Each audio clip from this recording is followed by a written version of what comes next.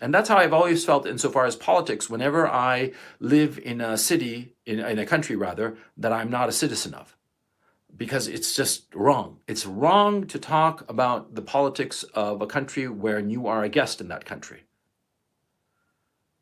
But circumstances have changed, obviously. And quite frankly, the fact that I was clearly targeted by government goons because of a realistic assessment of the military and political situation of Ukraine versus Russia at that time, that because of this realistic assessment, that clearly meant no offense to the Ukrainian people, the Ukrainian government, the Ukrainian nation, or the Ukrainian armed forces. Because of this realistic, even-handed assessment, goons that, quite frankly, are either members of the government or aligned with the government, because as I will show you, the government, the regime of Zelensky, the current president of Ukraine, well, he has aligned himself with goons, with militiamen, with literal neo-Nazis. And when I say literal neo-Nazis, I'm not like one of these liberals in the United States or Europe who says that everybody's a Nazi, who says that, call me by my pronouns, or, I'll call you a Nazi. No. I'm talking about real neo-Nazis. I'm talking about men, individuals who are fascists and proud of it and say so. That's the thing that people don't seem to understand. See, the real Nazis, the real neo-Nazis, the real fascists, they don't have a problem telling you right to your face that they are neo-Nazis, they are fascists, and they have no problem whatsoever carrying out the most brutal repression if they see fit, if they think that you are not on their side. And I am telling you, over the last 2 days, I have seen videos, I have seen reports, first-hand accounts, verified accounts of the most despicable acts that these fascist militias have carried out. And I suppose that in my own case, I kept my head in the sand because I kept insisting, I'm a guest, I should be a good guest, a polite guest, and never say anything and never stick my nose in anybody else's business. But if these people decide to stick their nose into my business, come to my home, to find me, to take me away, and perhaps do God knows what to me. I mean, killing me would be, frankly, the least of it, because these are animals, and I have seen the videos of them carrying out the most grotesque tortures and executions on people who did not agree with them, on people who thought different as they did. And these are the people who are aligned with the Zelensky regime. You have to understand that when you support Zelensky, you are supporting actual neo-Nazis, actual fascists, actual torturers, murderers, thieves, thugs. And don't give me this stuff that, oh, you're a Putin apologist then. Oh, you're against Zelensky, so you must be a Putin apologist. Fuck you. I don't apologize for anybody. Anybody else's business is their business.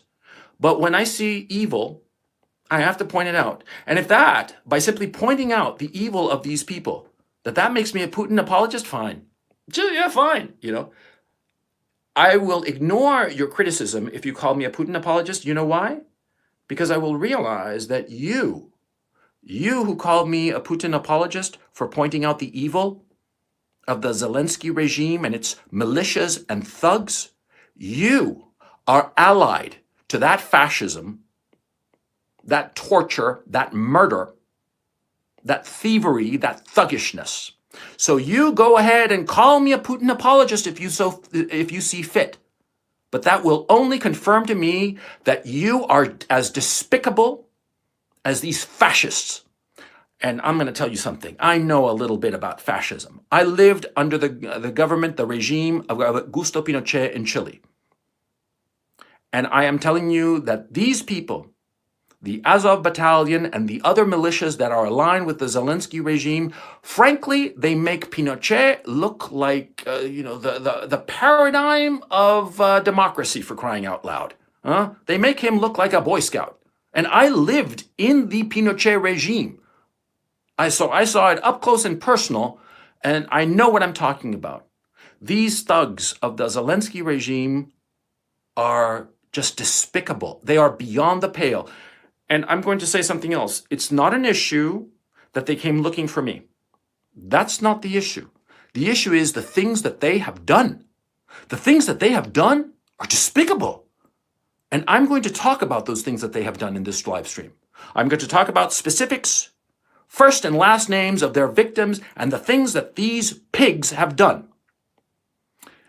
But I'm also going to talk about Zelensky, who this man really is. Zelensky is a puppet.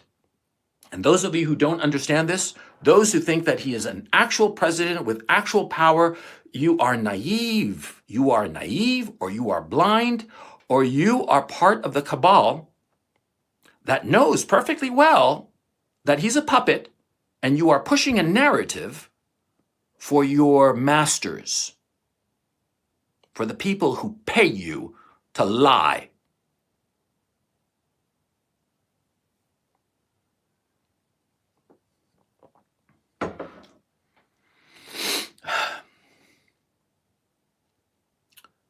I'm trying to get a hold of myself because I'm extremely upset. The funny thing is that I'm not so upset about what almost happened to me. I think it's kind of cool. I mean, damn, man. My life has been like one big adventure, I've lived under Pinochet's dictatorship. I got an Ivy League degree. I've been a screenwriter in Hollywood and a published novelist with Big Five publishers in New York. I've crossed all of North America on my Land Rover with my dog, spent 6 months circumnavigating, the North American continent, from New York City to Boston to Toronto to Yellowknife to Fairbanks, then all the way up to the north coast of Alaska, the North Shore of Alaska rather, then to Anchorage, Juneau, then Bellingham, and drove all the way around the West Coast and across Texas and across the Deep South, and then up through the Carolinas and back to New York City. I've done that. I've lived through an 8.6 earthquake, and it happened to me when I was on the 15th floor of a building. God damn, that's when I thought I was really gonna die, okay? That was scary, okay? And here I am in Ukraine, in the middle of this Russian invasion of Ukraine. Yeah, targeted for assassination by right-wing goons, not even right-wing goons, because they're not properly right-wing because they don't even have an ideology. They're just crazy people. They are just crazy people, and you have to understand what has happened. And it's going to take some explaining on my part. And so I urge you to be patient and understand that this has a lot of nuance. It is not Putin bad, Zelensky good. No, because life is not like that. You have to be an adult. I mean, what have I said in all of my CRP content? That you have to be an adult and you have to understand that everything has nuance, everything has complexity. And the fact of the matter is that there are no good guys and bad guys. There are simply people with interests and priorities and goals who try to achieve them as best they can. And sometimes they use noble methods, and sometimes they use methods that are low and despicable. And that's the truth. There are no good guys and bad guys. Everybody thinks of himself as a good guy. Yeah. I mean, I'm sure that Hitler thought he was a great guy. Yeah. Stalin too. Pol Pot must have thought that he was just a saint come down to earth, for crying out loud. All of these people thought they were good people. Everyone thinks that he's a good person. And in fact, many times, many people who seem to be evil turn out to be quite good. And other people who seem to be quite good on closer examination turn out to be despicable, low, evil, wrong. And you have to point it out. But you cannot reduce everyone to this black hats and white hats nonsense. You have to be an adult. You have to be nuanced. You have to dig in and understand a situation. How am I doing, by the way? There was a little thing on my phone, an alert that might have thrown me off. So hit me with a Tiffany Dover if everything is copacetic. I'd appreciate it. Let me just set myself up here. Everything copacetic? Tiffany Dover, great. Tiffany Dover. And if you guys don't know who Tiffany Dover is, please look her up. She's a victim of a despicable act, as far as I'm concerned. Also, another thing. If I wink out I'm going to try to get back on the stream. It's not that my building got bombed, okay? What happened was that the internet went on the fritz momentarily, okay? And if I go out definitively, do not think the worst. I appreciate so much, so many of the kind words that people have said to me. I truly do. I think it's really, I hate to use this word, but it's the truth. It's heartwarming when people say such nice things in the comment section. I so appreciate it. When people thank me for the information that I'm providing, the perspective that I'm providing, it really means a great deal to me. And I'm going to tell you this now, and I'm not going to pussy out and cry like a little bitch after this, okay? And after this, I'm just going to treat you like, fucking chat, okay? Okay. I really appreciate it, though, so that you know. I truly, truly do. Okay. So let's get started. Now, Volodymyr Zelensky is born in 1978, and he is an actor, and he's a very successful actor. He is he specializes in comedy. He's a good-looking fella, hardworking fella. There are like videos of him, and people have been mocking him in different platforms, saying that, oh, look, he's dressed up in, in drag and, and doing a gay dance or whatever. No, that's just a comedy bit. That's kind of silly. He was a professional actor who became a politician. Now, this is perfectly respectable. I mean, Ronald Reagan was a professional actor who became a politician. We don't have a problem with him now, do we? Of course not. See, just because you decide to change careers and do something different with your life, that's perfectly fine and perfectly respectable. The problem is how this happened. You see, Zelensky was an actor, a successful actor, before he was hired in 2015 for a show called Servant of the People. In this show, he played a school teacher who gives a rant on video over the corruption in Ukraine, and this video goes viral. And by circumstances, the comedy circumstances of any television series, he becomes president of Ukraine. And that seems perfectly innocent, right? Right? Well, you start digging in a little bit deeper, and you start to realize that this is all kinds of AstroTurf. Now, for those of you who are foreign, or who are not American, rather, sorry about that, because I'm not in the United States. I'm in Ukraine, and so for those of you who are not American, you see, there is an expression in English called a grassroots movement. That is a movement that comes from the bottom and that rises organically, like grass shooting up. That's a grassroots movement. But there is a term called AstroTurf movement, or AstroTurfed. That means when a movement appears to be organic, that rises up from the people, but in fact, it's paid by moneyed interests. And it comes from the fabric called AstroTurf, which is used in American football to cover the fields. American football was originally played on grass, but with modern stadiums and whatnot, they basically put this carpet of AstroTurf. It's a synthetic material. It bounces somewhat, and it's where professional football players play their game. And of course, AstroTurf is made of plastic. It's manufactured. It's not real, okay? You don't grow AstroTurf, right? You make it. You make it with money. And that's the point. An AstroTurfed movement is a movement that has been made with money.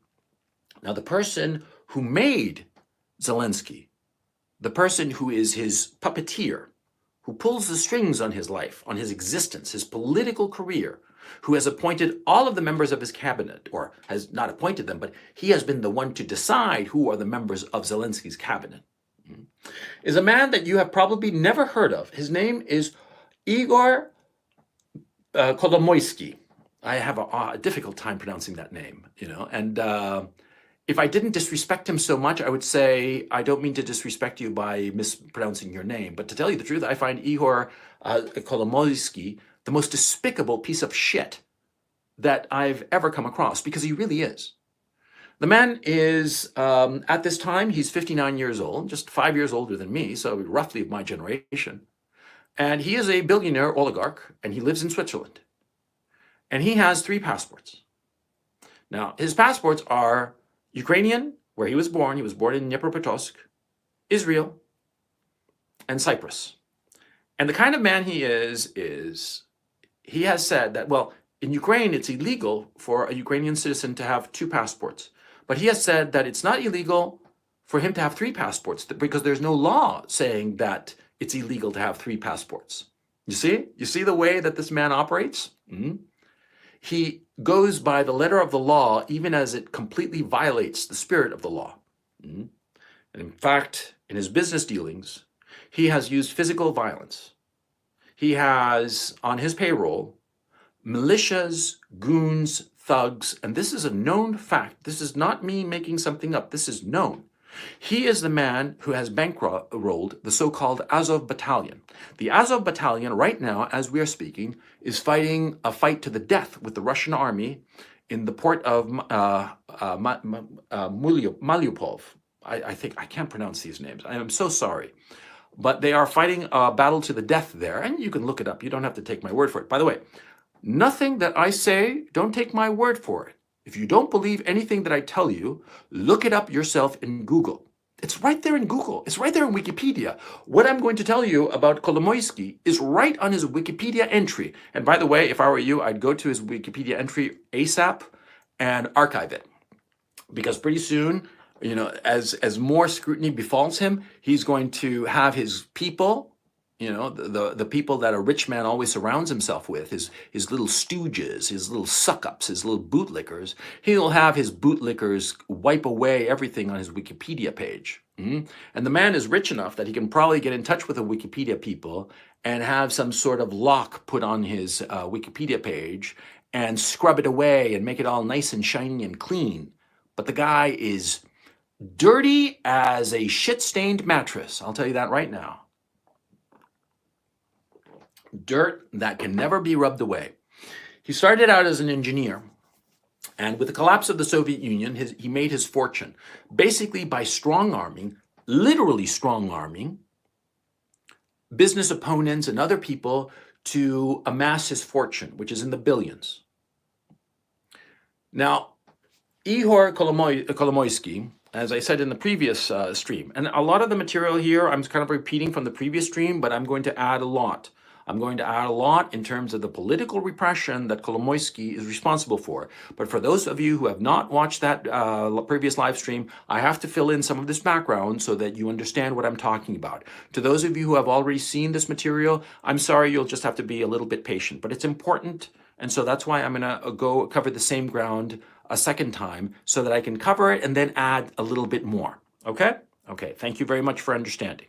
Now, Kolomoisky, he used thugs, militia, call them what you will, bodyguards, private security, private military contractors, paid muscle, basically. He used it to advance his business interests because he's the kind of man who does not believe in playing fair. He does not believe in civil society. He does not believe in the rule of law. He believes in the law of survival of the fittest, but beyond that. It's, you know, the right of might. The more strength you have, the more muscle you have, paid though it may be, the more you can get. And he has used this muscle very effectively to become an extremely rich individual. He's stolen his money. I mean, it's all stolen. In some cases, he has literally threatened the lives of people who owned companies and stole their companies, threatening their lives and the lives of their family.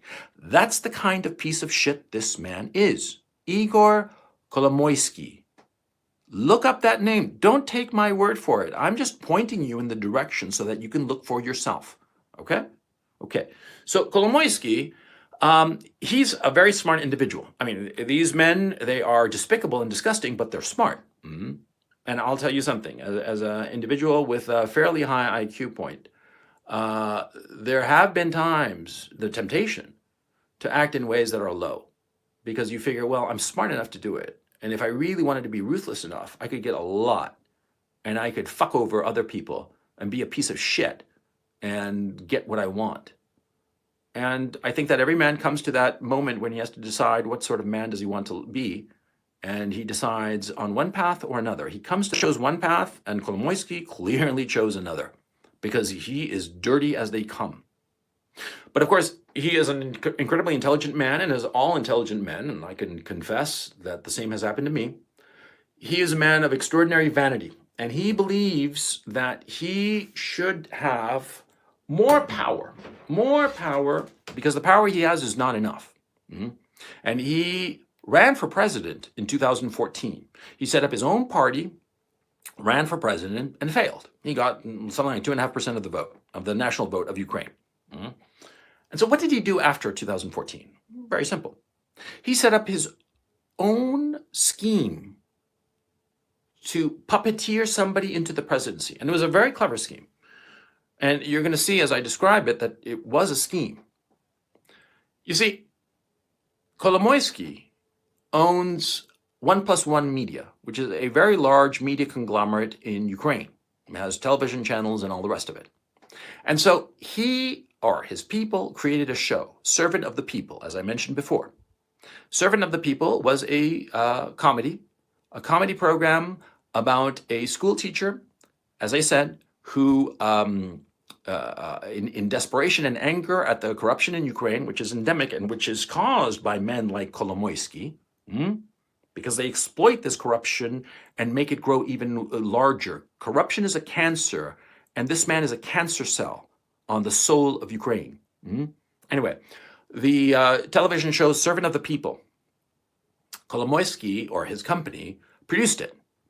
They produced it, and of course, Kolomoisky, who owns a number of different enterprises, he astroturfed the show. He made sure that it got all the right media attention, that there was lots of advertisement for it and all the rest of it. And he personally chose Zelensky to be the main character, the presidential character, the school teacher who becomes president. And in the plot of this television show, the president in the television show, he wants Ukraine to join the European Union and NATO. Now, this is really odd. Why, this TV show and why that obsession? Well, because you see, Kolomoisky is a man who hates Russia. He hates it with a passion. For long ethnic ancestral reasons that are too complicated to explain in this video, he hates Russia, and he's made that very, very explicit. He's supported all sorts of moves and laws and movements to curtail the rights of ethnic Russians and Russian language speakers here in Ukraine. He really hates them. And it is an irrational hatred, but he does. The only difference is that he has the money to actually create the conditions where ethnic Russians are harmed. And that's the truth. And so he financed this show. 1+1 Media produced the show, Servant of the People, and they picked Zelensky as the character playing the president. Now, Zelensky had no political experience whatsoever and no political interest whatsoever. None whatsoever. And what happened next was that over the next 3 to 4 years, the show continued. 3 years. The show continued. It became more and more popular because Kolomoisky put more and more money into the advertisement of the show, trying to astroturf it into popularity, and bring Zelensky as the candidate for president, for actual president. He was playing a TV character on this show. He had been hired as an actor, as a comedic actor, which is what he was, to play the role of president. And what happened was that Kolomoisky started building him up as a potential actual candidate. And in 2018, Kolomoisky created the party called Servant of the People, the same name as a TV show. And this party, Servant of the People, its objectives were for Ukraine to join NATO and Ukraine to join the European Union. Now, Ukraine for a long time has wanted to join the European Union because it has this mistaken belief that if it joins the European Union, everything will magically become beautiful, that everything will magically turn into the Netherlands. I lived in the Netherlands, and I can tell you it's one of the most gorgeous countries in the world, and it works flawlessly. It works like a Swiss watch. It's unbelievable. But the thing is, merely by joining the European Union, your country is not going to become Netherlands. No, it demands a great deal of work and effort and all the rest of it. But the Ukrainian people as all people, want to hear nice things, and sometimes they vote with hope in their hearts, even though they know better in their hearts. So anyway, Zelensky, as actual presidential candidate, all of a sudden started taking off. And you see, the media campaign tried to blur the difference between Zelensky, the character on the TV show, and Zelensky, the presidential candidate. And that was a deliberate strategy. And so that people felt that he could actually be president. And again, it seems as if I'm putting down Ukrainian people when I say that they believed it. But frankly, all populations tend to believe in foolish things that politicians promise them and later regret it. I mean, look no further than the United States, Great Britain, France, because people are like that. Because on a bell curve of IQ points, 100 is the average. What does that imply? It means that half the population is below average. Now, doesn't it? Yeah, that's what happens. And that bottom half, they get your vote just as good as yours. Yeah, that's what basically happens. And that is an unfortunate reality of a democracy. And these people are very easily manipulated. And it's not just, the people on the left side of the bell curve. No. It's also the people on the right side of the bell curve who have hope in their hearts, because we all have hope in our hearts. And when somebody tells us pleasing lies, they are so pleasing that we tend to believe them. And that's what happened. Okay? And by saying this, I am not belittling the Ukrainian people, because all human beings of all races, all creeds, all nations, we all have hope in our hearts. And when somebody tells us pretty lies, we find it extraordinarily difficult to say, no, that's not true. You're telling me a lie. Because we don't want to believe that it's a lie. We want to believe that it's possible. And that's a human flaw that we have. Okay? And these low men exploited that human flaw that we all have and convinced the Ukrainian people to put Zelensky in the office of the presidency. That's how he was astroturfed. Now, Zelensky was the president, but the real power was Kolomoisky from his chateau in Switzerland, because that's where he lives, in Switzerland. He does not live in Ukraine. He lives in Switzerland, and from Switzerland, he was the one who appointed Zelensky's cabinet. Or, again, I'm making the mistake. It's not that he appointed them, but the president officially appoints a member of the cabinet. But Kolomoisky was the man who selected the cabinet. And he selected his friends, and he surrounded the Zelensky regime with thugs, with violent men. And because Zelensky was a puppet of Kolomoisky, he put more money into the Azov battalion, more money into the neo-Nazi movements. And this is the bizarre thing. You see, Kolomoisky, Zelensky, and roughly 2/3 of Zelensky's cabinet are Jewish. And so it's just bizarre that Kolomoisky would fund a neo-Nazi group that one would assume would be anti-Semitic. But you see, muscle is muscle. And what Kolomoisky clearly wanted was muscle. He didn't care if they were neo-Nazis. And they are, by the way. And they're avowedly neo-Nazis. They don't go around pussyfooting about it. They're like, yeah, I'm a Nazi. That's what they say. And I'm sure somebody's going to clip that and use that as a meme against me, but I don't care. That's how they act. That's how these people are. So, right. Kolomoisky funds Zelensky's campaign. He wins the election, and it was dirty. By the way, it was a dirty election, because Ukraine has been exceptionally corrupt for quite a long time, because there was corruption in the 90s. But what happened was that a lot of Western powers, Western leaders, people like the Biden family, for instance, found out that Ukraine was essentially a piggy bank. They could go to Ukraine, and for some empty promises, they could get a lot of money. I mean, Hunter Biden got a couple of $1 million a year or something, or more, as salary for a no-show job as a director at Burisma, the Ukrainian energy company. See?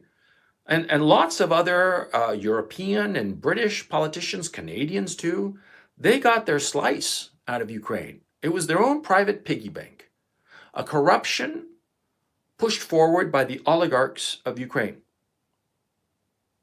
And Kolomoisky is, it seems to me, the most brutal of these oligarchs. And of course, an oligarch like this has no problem paying off all sorts of politicians all over the world, because it's to his benefit. If he pays off a politician, the politician will help this oligarch out insofar as business deals and whatnot, regulatory exemptions and so forth and so on, giving them monopoly control over certain industries in certain countries. That's the way these oligarchs operate. They pay off the right politician and they get their way unfairly to the detriment of the people. Monopolists are vampires. Oligarchs are vampires. And don't give me this bullshit, like Warren Buffett. He's such a nice man. No, he's not. He's a piece of shit. Warren Buffett, yes. And if you look into Warren Buffett a little bit, you realize that he's not this, rich uncle, this rich Santa Claus who has your best interest at heart. No. He's all about fucking you over with his insurance companies, right? You just have to dig a little deeper, and then you realize that he's a piece of shit, just a different kind, a different class, a different smell of shit from Kolomoisky. Okay, but they're all pieces of shit because they all look at you like cattle. They look at you, they look at me, and they have no trouble whatsoever milking you for all you're worth or slaughtering you for their advantage. Okay, so going back to this story here. Kolomoisky, for the past 8 years, has been funding the Azov Battalion, the neo-Nazi movements, all kinds of militias, paramilitary groups that are all aligned with the Zelensky regime.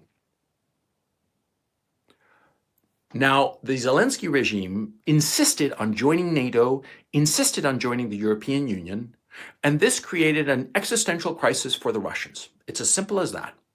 The Russians realized that they could not afford, under any circumstances, to have Ukraine join NATO. Now, a lot of people in the United States do not seem to understand this, so let me give you who are American, you who are listening to me now, let me give you the point of view of the Russians. Suppose that the Chinese become friendly with Colombia in South America. They become real friendly, and they enter into this joint military alliance. That's pretty weird, right? I mean, China and Colombia, they're separated by the Pacific Ocean. It's a pretty big ocean, right? But they get into this military alliance, and then Venezuela joins too. And then Panama soon enough joins.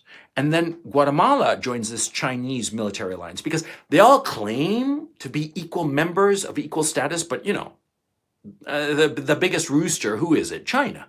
China really controls this military alliance. And China makes all these countries buy Chinese weapons, very expensive weapon systems.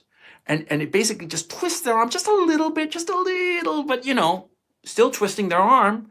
Because, see, these guys, they realize that they only need to get their arms twisted a little bit to realize I'm going to pay up and buy these weapon systems, because or else the Chinese are just going to flat out break my arm, and the next guy who's president of my country is going to buy their weapons anyway. So there's no resistance.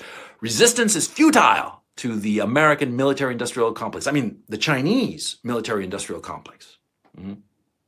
So anyway, the Chinese get into this alliance with Colombia, with Venezuela, right? And it's not an alliance that sells weapons to these countries, but like with no purpose, because they don't have an enemy. But then this alliance one day decides, we should say that our primary adversary is the United States. Yeah, but we're building our alliance, it's just mutual protection, mutual defense. And, Honduras joins, and Nicaragua joins, and Costa Rica joins. And then, the United States sees this, and they get a little freaked out, and there are weapon systems, Chinese weapon systems, in Colombia, in Venezuela, in Panama, in Nicaragua, Honduras, Costa Rica, and it starts wigging out the Americans something awful, right? And they say, don't get Mexico to join. Okay, I understand you have your security concerns, but don't get Mexico to join, because then it affects us, because Mexico is our buffer. But the Chinese, they say, why? Why are you saying that? Why are you saying that Mexico can't join? I mean, Any country is free to join any alliance that they want, right? Right. And so if Mexico wants to join the alliance, the Chinese-led alliance with Chinese weapon systems all over Central America and South America, well, why are you such a bad, crazy person that you don't want Mexico to join? What's wrong with you? Huh? Are you evil? Do you have any intentions on Mexico? Maybe we should get Mexico to join us because you have evil intentions for Mexico. You see? And so finally, the Chinese start poking and poking and poking at the United States, and Mexico keeps insisting that it wants to join NATO, and it starts making moves like, it wants to retake Texas. See? Because Texas, it's called Tejas. Tejas means shingles on the roof. Tejas, now known as Texas, used to be Mexican. And the Mexicans say, that land is ours. You should give it back to us. And the United States is like, no, it's ours now. And it starts getting a little wigged out by the whole situation. And all of a sudden, the Chinese start sending military advisors to Mexico and start importing all kinds of weapons. And the Mexicans start amassing an army right on the border with Texas, right across from the Rio Grande. And the Rio Grande is not a particularly wide river. It's a hop, skip, and a jump to cross it. I mean, migrants cross it every day, right? And so all of a sudden, the United States realizes, holy shit, these fuckers mean to invade Texas and take it from us. So what would the United States do in that case? Huh? And you tell me. I think the answer is pretty goddamn obvious now, isn't it? They would attack first.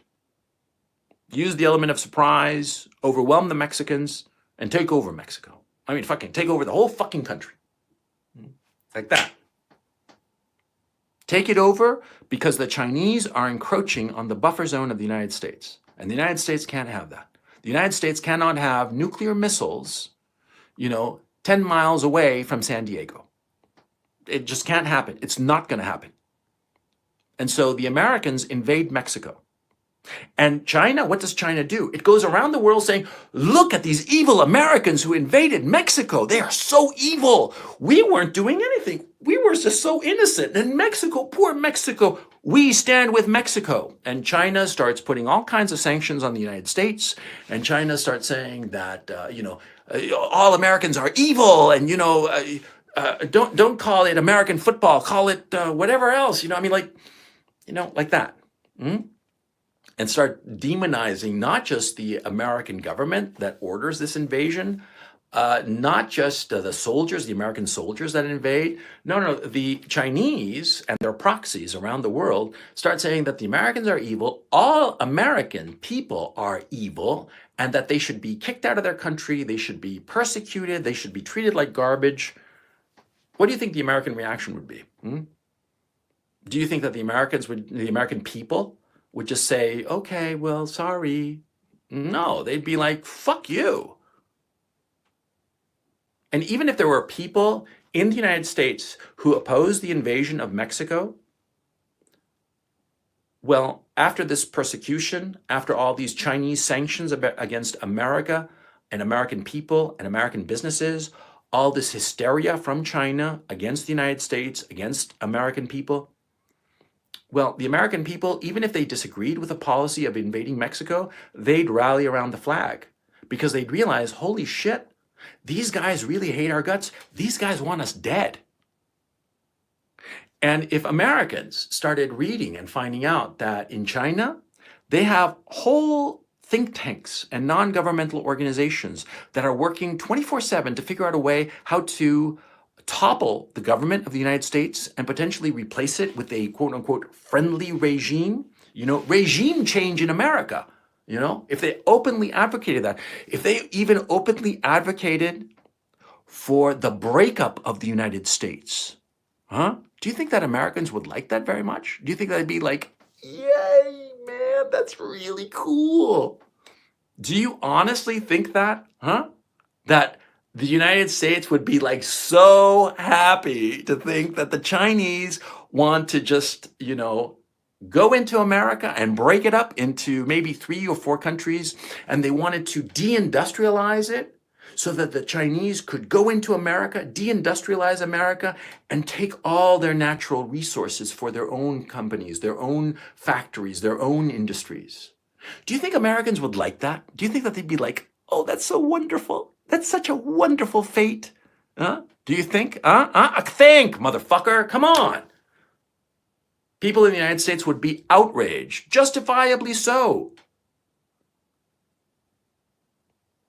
So you see what's happening. Do you understand what's happening here? What's happening in Ukraine is a tragedy. War is obviously always a tragedy. Innocent people die. Innocent people die and cities are destroyed, and it's horrible. I'm not denying that, on the contrary. And what is happening to Ukraine is horrible. It's horrible by any measure. And I'm right in the middle of it, so I know what the fuck I'm talking about, motherfucker. It's horrible. But did it just happen just because? I mean, I've given you this metaphor, or this analogy rather, with Mexico encroaching on the United States. And perhaps now you understand the situation. For the Russians, this is existential. They will fight to the last man to conquer Ukraine. Conquer, capture it, whatever you want to call it. They are going to capture the whole country, and they will die to the very last man to conquer it. Because for them, it's existential. Because they will never allow NATO and its weapon systems to be in Ukraine threatening Russia. And from their point of view, it is, do or die now. For America, it's no big deal. It's like Ukraine. It's fuck all, far away, right? But the Americans don't seem to understand this, or their arrogance or hubris, or the other possibility is that they are being manipulated by certain interests that do not have the well-being of the American people in mind. They don't have the best interest of the Ukrainian people in mind even. No. People like Kolomoisky, or people like Victoria Nuland, people like Wendy Sherman, people like Anthony Blinken. Anthony Blinken is the Secretary of State in the United States. That is basically, for those of you who are not American, he is the Minister for Foreign Affairs. Wendy Sherman is one of the principal negotiators. She's an Undersecretary of State, I believe. I forget her exact title, but she's the point person insofar as dealing with the negotiations with the different countries around the world. And Victoria Nuland is a very influential figure who engineered the coup d'etat in 2014 that overthrew the Yanukovych government and installed the Petroshenko government. And she is somebody who is the point person for Eastern Europe. Now, all of these people are with Kolomoisky in the sense that they all agree in the ultimate goal. And the ultimate goal is to destroy Russia, because they hate Russia for ancient ancestral reasons that have nothing to do with the practical realities of today. They have an inchoate, visceral hatred of Russia. And they will do whatever it takes to destroy Russia. I mean, they hate it, okay? I mean, you have to understand that. And so, anyway, Kolomoisky, as I said, he has his goons. I mean, you understand the situation now. It's very important. Hit me with a +333 to make sure that the chat understands what I'm saying in terms of like the significance for Russia of Ukraine. Oh, somebody's calling me a maggot. Oh, that's very interesting. Yeah, it must be some shill, some Kolomoisky or Zelensky shill, because it's not Ukrainian. It's not Ukrainian. No. The Ukrainian people are the innocent victims of the machinations of these pigs, because that's what they are. They are pigs, and they are manipulating the situation, both in Ukraine and in the West, to get what they want, which is the destruction of Russia. That's what they care about. That's all they care about, because they hate it so much. Okay? So anyway, thanks. Apparently lots of you guys get where I'm coming from. Okay, so you have understood the analogy. It's very important that you understand that analogy. It's extraordinarily simple, and I hope that you will pass along this analogy to other people so that other people can understand what's going on in Russia and Ukraine. It's not that Russia one day woke up and decided, hey, no, it's not like that at all. Okay? Oof, coffee's cold, man. That's a pity. Anyway, it's pretty good coffee. Anyway, where was I? Oh, yeah. You see, Kolomoisky surrounded Zelensky with his people, and his people controlled the Zelensky government, and they pushed relentlessly for Ukraine to join NATO. And another thing that is becoming increasingly apparent is that, see, the Ukraine government, the Zelensky regime, was getting ready to invade the breakaway republics of Lugansk and Donetsk.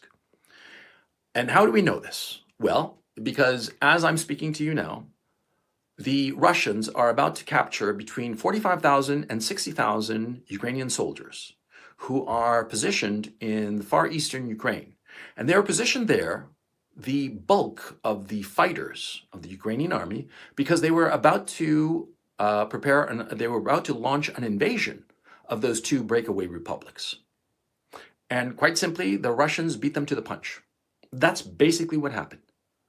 The Ukrainians had amassed their army. And remember when the Americans kept saying that, oh, Russia is amassing its troops on the border. Russia is amassing its troops on the border. What does it want to do? Why is it doing that? What's up with what's going on with that? Projection. It's simple as that. They were projecting, see? Because it was the Ukrainians under American guidance. Because don't give me this bullshit that Kolomoisky, who puppeteers Zelensky. Zelensky is Kolomoisky's puppet. And Kolomoisky, more likely than not, was in contact either directly or indirectly with Victoria Nuland, Wendy Sherman, and Anthony Blinken with the express purpose of creating the conditions of a war between Ukraine and Russia. And they goaded the Ukrainian people into thinking that they could stand up to Russia. Russia has a stronger, bigger, better equipped, better led military than Ukraine. And that's a fact. And that is not belittling the Ukrainian armed forces. It is simply a statement of fact. And you who are listening and are of the Ukrainian military and don't like the fact that I'm stating this, well, then you're not a true professional, because a professional recognizes when he is confronted with a superior foe. And it's no shame to be confronted by a superior foe. There are men who are smarter than I am, more talented than I am, better looking than I am, though not many. There's always somebody better. There's always somebody better. And it hurts our pride perhaps sometimes, but we have to be realistic. And the Russian army, as it is led today, as it is equipped today, it's stronger, better led, better equipped. Simple as that. And so the Ukrainians decided that they were going to goad the Russians, invade these breakaway republics that they were breaking away because the Russians had been fomenting it and financing it. There's no question about that. And I'm not denying that. The Russians were doing this deliberately so that there would always be, something burning in Ukraine, which would prevent automatically Ukraine from joining NATO. Because NATO's rules stipulate that no nation can join it if it is currently involved in either a domestic or foreign crisis, insofar as war or ongoing strife is concerned. And this relentless little grind that was happening in the Donetsk and Lugansk People's Republics, well, that was financed and arranged by the Russians precisely so that it would disqualify Ukraine from ever joining NATO. But why would the Russians need to do this? Well, because they don't want Ukraine to join NATO, because they don't want NATO weapons, NATO potentially nuclear weapons, right on their front yard. In 1962, John Kennedy almost went to nuclear war with the Soviet Union because of the missiles, the nuclear missiles that were parked on Cuba. It's the same goddamn thing, okay? It's exactly the same thing. And so the Russians would not tolerate it. And finally, they realized, look, these Ukrainians, they're goaded by the Americans, they're goaded by NATO and the European Union, and they are going to launch an invasion of Lugansk and Donetsk. So what do we do about it? We beat them to the punch. We go first. We go first, and we'll be the bad guys. Fine, we'll be the bad guys, but see, if we don't do this, we're dead. This is existential for us. So we go it and we take the bad publicity, we take the sanctions, we take whatever they throw at us. Because if we don't have a neutral Ukraine, at least neutral, if we don't have a neutral Ukraine, we're dead. Because they're going to have nuclear weapons right in front of our door. and they can carry out a first strike and destroy our entire nation. And you can say that the United States has no such intention, then why are think tanks talking about regime change in Russia and breaking up Russia into 4 or 5 or even 8, 9 separate countries, balkanize it? Why are these think tanks doing that? Riddle me this, Batman. What's up with that? Because a lot of people, for ethnic and religious reasons, hate Russia and they want to see it destroyed. That's the reason. And very few people like talking about it, but that's the truth. And I have no dog in this. I don't have any dog in this fight.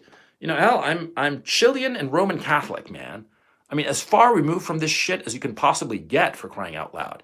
I mean, I'm practically a Martian insofar as this conflict is concerned. And therefore, I can look at it and say what's really going on. And it's this bizarre ethnic hatred for Russia that is fueling this bullshit.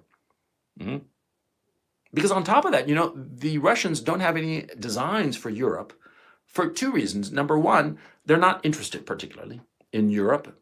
And number 2, they have been swatted aside by Europe economically and culturally for so long that the Russians have turned to China and they have discovered a very enthusiastic partner. And the Russians are realizing that their future lies with China, not with the West. Insofar as Russia is concerned, Western Europe is dying. The United States, as far as Russia is concerned, is dying. China, Southeast Asia, South Asia, that's the future. India, Bangladesh, Sri Lanka, Vietnam, and China, as I said, and of course Indonesia. The Russians are realizing that that's the future. And that's where they have to point their efforts, invest their money. They look at Europe as just a lost cause because the Europeans for now decades, for 3 decades, have consistently rejected the Russians. And so what happens to a guy who constantly chases after some girl and the girl keeps rejecting him? He finally gets bored and starts looking around and he finds, oh, look at this bookish little Asian girl. But she's so nice to me, and she cooks for me and cleans for me and treats me nicely and is happy to see me whenever I show up. And so what the fuck you think the guy's going to do, man?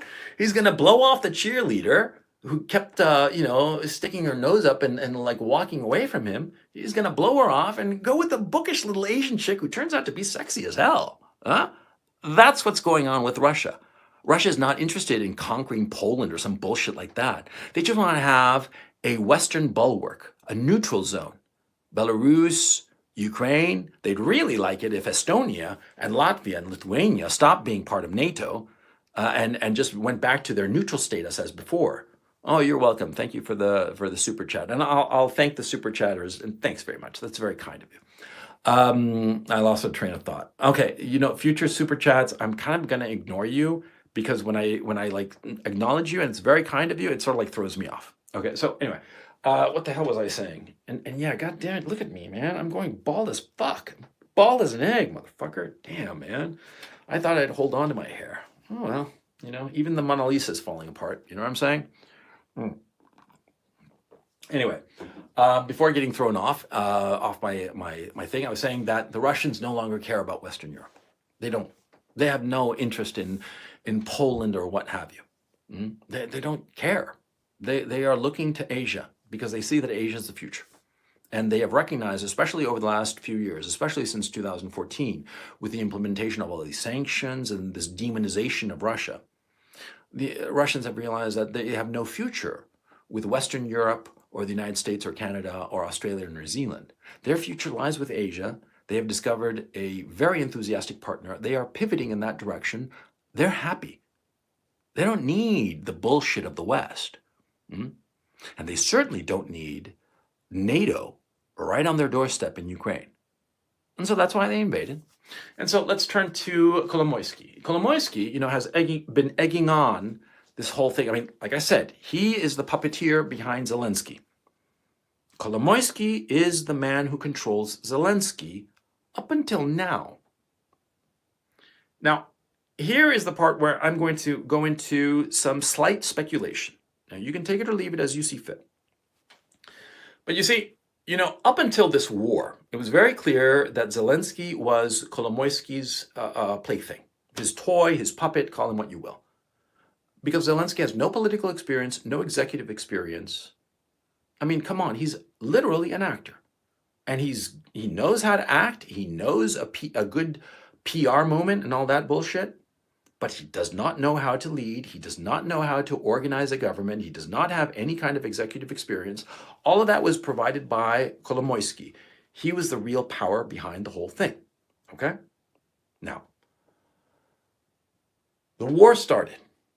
And it caught everybody by surprise. It caught me by surprise, man. I flew into fucking Kiev the day before the fucking invasion, man. What the fuck, man? Jesus Christ. But anyway, caught everybody by surprise. And word is, it even caught the Russian hierarchy by surprise. Only a very, very small group of people, you know, like literally less than a handful, less than 5 people, including Putin, knew what was coming.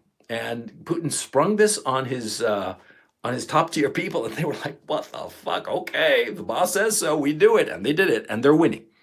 Bottom line, the Russians are winning. This is one of the most successful invasions in military history. It really is. Okay, successful in the minimization of loss of life, successful in the amount of territory gained in the amount of time that we're discussing. Ukraine is a country of some 606,000 square kilometers, slightly smaller than Texas. And in 1 week, the Russians, a little over a week, the Russians have captured, well, no, now we're talking 10 days. The Russians have captured roughly 40% of the country. And they are about to encircle, if they have not encircled already, the bulk of the Ukrainian army, the bulk of their fighters. And those that once they've encircled them, that's over for those fighters. They can't be resupplied, so they are going to starve, or what will more likely happen, they will simply surrender, or they will melt away into the civilian population, or some of them will fight and fight to the death. And the Russians are clearly prepared for any one of those 3 eventualities, or frankly, all 3 is going to happen, because some are going to desert, some are going to surrender, and some are going to fight to the death. That's the way things are, of course, especially when you're talking about an army of minimum 45,000 men, and there are even estimates as high as 100,000, but that seems a little excessive. The entire Ukrainian army is about 250,000 men. The Russians is over like 1.5 million or something like that. So anyway, insofar as the military achievement is concerned, they're winning. They're winning decisively, and their strategy has been very, very simple. They advance, and when they hit any resistance, hard resistance, they surround that resistance, and they wait it out. They wait it out and start turning up the heat. Because that's their strategy. It's called the cauldron. They hit an obstacle, envelop it, and once it's completely enveloped, then they just turn up the heat. That's where the name cauldron comes from.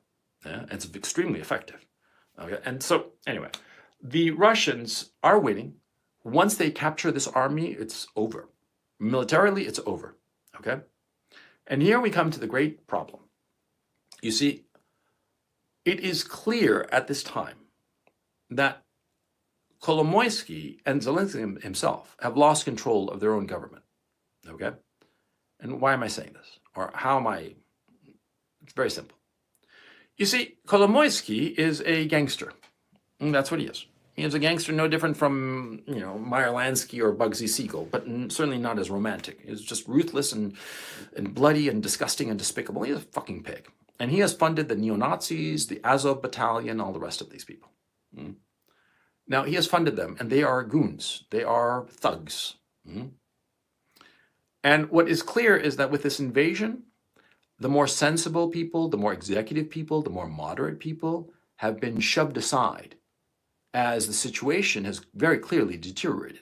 Because the Ukrainians, and I've said this many times before, the Ukrainians are winning the war on Twitter. They are winning the PR battle. They are winning the war of public relations. But the Russians are winning the actual war, the war on the ground. And at the end of the day, only one of those 2 actually counts. Now, doesn't it?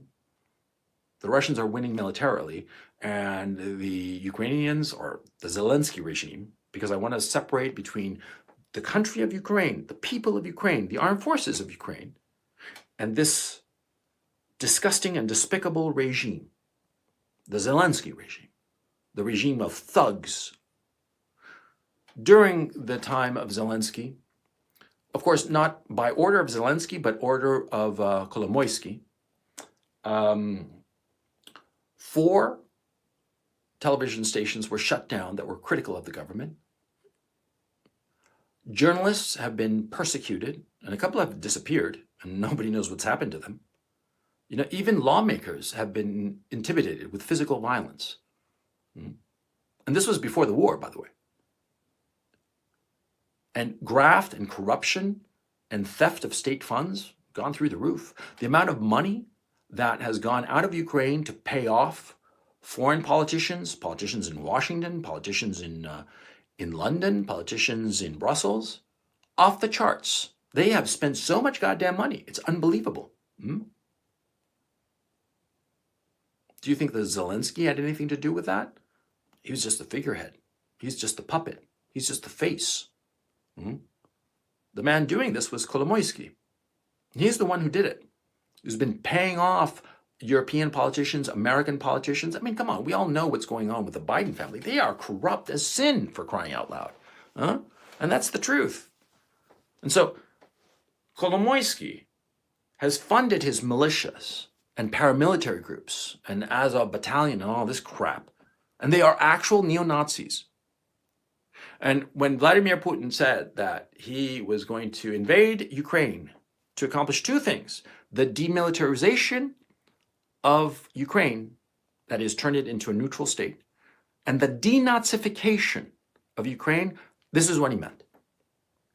Because Kolomoisky, Jewish though he is, he doesn't care if he has fascist muscle. All he cares about is having muscle. But what I suspect has happened is that with this invasion and the clear sense that the Ukrainians are losing, and from the very beginning it was clear that the Ukrainians were going to lose, the more sensible, moderate people, the more hard-headed people, the people who would actually go ahead and potentially negotiate a structured surrender of some sort or a cessation of hostilities that would leave the Russians in the driver's seat, well, they were pushed aside. And the people who are now clearly in control of the government are the thugs. And if you don't believe me, look at all the pictures of Zelensky. Like, for instance, when he signed the letter asking to join the European Union, that it was so celebrated, look at the people around him. They were thugs. You can just see them and you realize, I mean, they look like club bouncers now, didn't they? Yeah, they were thugs. And look at the people who negotiated with the Russians in Belarus. Because recently there has been a series of talks, because the Russians, when they go to war, the Americans, when they go to war, they cut off diplomatic relations and just go to war and kill everybody. And that's what they do. But the Russians are very different. When they go to war, they continue with diplomacy. Because they try to work out, because they see war as a continuation of diplomacy. And so what they try to do is continue with the diplomatic effort, even as they're trying to conquer your country, and try to figure out a way to end the hostilities, because they don't want to continue the hostilities indefinitely. They don't want to destroy anybody's country. They certainly don't want to destroy Ukraine, because to them, Ukraine is the same as Canada is to any American. They're like cousins. They're like brothers. And yeah, in Quebec, you got the crazy-ass Frenchies, right? But they're still like our guys, right? That's how the Russians view Ukraine, okay? And Ukraine is, and I do not mean this in any sort of disrespectful way, but they are very similar to the Canadians in that relationship between Canada and the United States, Ukraine and Russia, in that they're gentler, they're softer, they're more polite. I would venture to say that perhaps you could even say that they are kinder. And so that is the relationship between the two countries. The Russian political leadership, most certainly, has no intention of abusing the citizenry. It is very clear. I am talking to you from Kharkov, that is being surrounded by the Russians. And I have electricity, I have running water, I have internet, I have cell phone. If the Russians really wanted to abuse the citizenry, all of that would have been gone in the first day, because the Russians could do it. If the Russians wanted to level Ukraine, it would take them maybe 12 hours.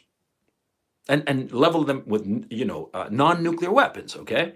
And they could do it easily, without breaking a sweat, okay? I mean, they just say the word and Ukraine would be leveled from end to end if the Russians wanted that. They don't want that, because if they wanted it, they would have done it already. They just want the military to lay down their weapons. And the problem is that the Zelensky regime realizes that the game is up. And the fascist neo-Nazis realize that they are dead men. That's what's going on. And so that's why this war is prolonging itself, because the neo-Nazis in the Zelensky regime realize that if they lay down their weapons, they're going to be killed by the Russians. The Russians, unfortunately, have said this. That's the issue. They've said that they know who the Nazis are, and they're going to get them. They're going to get every last one of them. They've said so. And they've said that they have no trouble whatsoever and no problem whatsoever with an honorable, decent member of the Ukrainian armed forces. But to all the neo-Nazis, all the thugs, all the lunatics, the Russians have essentially said, you're dead. And that's why it seems to me, and this is, here we go into my supposition. My supposition from what I have seen so far is that the Ukrainian government, the Zelensky regime, is now controlled by the thugs that Kolomoisky put in there. And frankly, I don't think that Kolomoisky has any control over them anymore, because these thugs realize that the game is up and they are dead men. And so they are no longer paying attention to Kolomoisky, much less Zelensky. Zelensky is their puppet. He's just their skin suit, frankly. They realize that what they have to do is fight to the very last Ukrainian man, woman, and child, because if they get captured by the Russians, they're dead. And so they are going to do everything in their power to avoid that fate. That's what's going on now.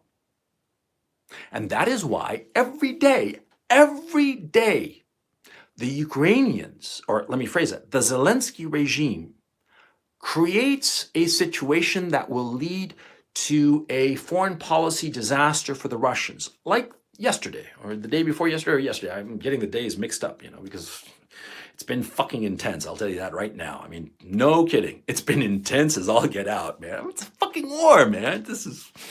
Look, parentheses here. The death of people is tragic. I'm not saying that at all. I'm not denying that at all. But the whole thing is very exciting, man. I'm not going to lie. Maybe I'll do a live stream discussing what it's like to be in the middle of an actual war, an actual old-fashioned 19th century war, because that's what this is. It's incredible. Anyway, and I lost track of what I wanted to say. So these militias, neo-Nazis, all the rest of them, they're going to fight to the death. And that's why 2 days ago, yesterday, when the Russians invaded from the north, they quickly captured Chernobyl, the site of the 1987 nuclear accident. Now, of course, those reactors are still very dangerous, the ones that melted down, and a couple of the others still work and, in fact, provide electricity for Kiev. Now, the Russians arrived, and they quickly came to an agreement with the Ukrainians that were fighting in that area, and they agreed to a mini ceasefire around the Chernobyl plant. And as professionals and as gentlemen, the two sides, the Ukrainian army side and the Russian army side, they have joint control of the nuclear power station at Chernobyl. And there's video floating around of the officers of both sides, supervising the operation. And they've come to a modus vivendi, which is, of course, the most sensible thing, because, of course, the Russians have their political aims. The Russian army has its political aims of capturing Ukraine. The Ukrainian army has its aim of preventing that capture. But for the greater good, for the greater security of all people, of course, they're not going to go to war over the Chernobyl power plant. Of course not. They're not going to create the conditions of some accident happening, some military accident happening, and God knows what occurring to innocent people, millions of innocent people. No, they acted as sensible, decent people, and they have come to an arrangement, and all good. The Russians captured the Zaporozhye nuclear power plant, and at 2 a.m. Friday morning, local time, all of a sudden, a squad of Ukrainians, but it's not clear if they were regular army or if they were paramilitary or Azov battalion or some other of these crazy-ass goon squad people in the Zelensky regime. Well, they showed up with some RPGs, That's rocket-propelled grenades. And they started firing those rocket-propelled grenades from the Zaporozhye power station, deliberately trying to draw Russian fire against them. Why? To create the nightmare public relations scenario of the Russians setting fire and shooting on a nuclear power station. Immediately when this happened, Zelensky went out with a statement saying that he denounced it, that the Russians were going to explode the power station, and the whole of Europe was going to go up in flames because of the crazy Russians. The crazy Russians did this. And it had nothing to do with the crazy Russians, and it had everything to do with Zelensky provocateurs. That's the truth. I'm going to say something else too that a lot of people are going to be upset about in Ukraine. They're going to be very upset about, but I'm going to say it. There was a rocket attack a few days ago, 3 days ago, that fell on an administrative building in the middle of Kharkov. Okay, actually not too far from where I live, about a kilometer away, a little over, about a mile away, perhaps 2 kilometers. 2 kilometers. Let's put it at that. Close, right? A rocket attack that destroyed a administrative building, a government administrative building that was facing the main square in Kharkov. Now, the thing about this building is that it had no military significance whatsoever. It was just a government administrative building, and it was empty. And it was not leveled, but it suffered a huge hit. And what's really interesting is all the video that emerged. It was perfectly composed. And the thing is, see, the rocket that hit it, well, the Russians were really far away, okay? And I was there, and I didn't hear any plane, okay? I mean, it was not a rocket that you would think that could be launched from 40 kilometers away. I personally think it was a false flag, deliberately designed by the Zelensky regime. And the Zelensky regime has lied consistently about all sorts of stuff. For instance, the ghost of Kiev. The ghost of Kiev, who was this ace pilot who shot down 6 Russian planes on the first day. And then it was like 13 planes in like 2 days. Yeah, right. Yeah, sure. Yeah. Oh, it turned out that the name of the pilot was Samuel Heidsky. Those of you who know internet culture will know what I'm talking about. Yeah, it was Samuel Heidsky. There was no fucking ghost of Kiev. It was made up.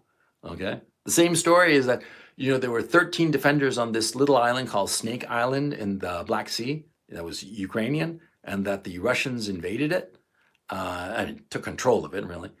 And the 13 men there said, "Fuck you, Russians, we'll fight to the death." And they all died. And then it turned out that, first of all, there weren't 13, there were 82, which is kind of surprising. I saw a picture of the island. It was really tiny, but okay. 82 soldiers there, and none of them died, okay? There were no 13. That was a lie, okay? All kinds of lies. And what's really interesting is that the Zelensky regime is really, really good at the PR game. And what's the point of their PR game? To draw the West into the war, to create the conditions where Americans and Europeans are willing to commit troops to fighting in Ukraine against the Russians.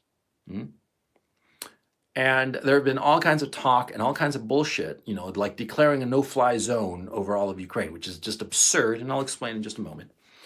But all of this bullshit, it's PR manufactured. I mean, Zelensky is an actor.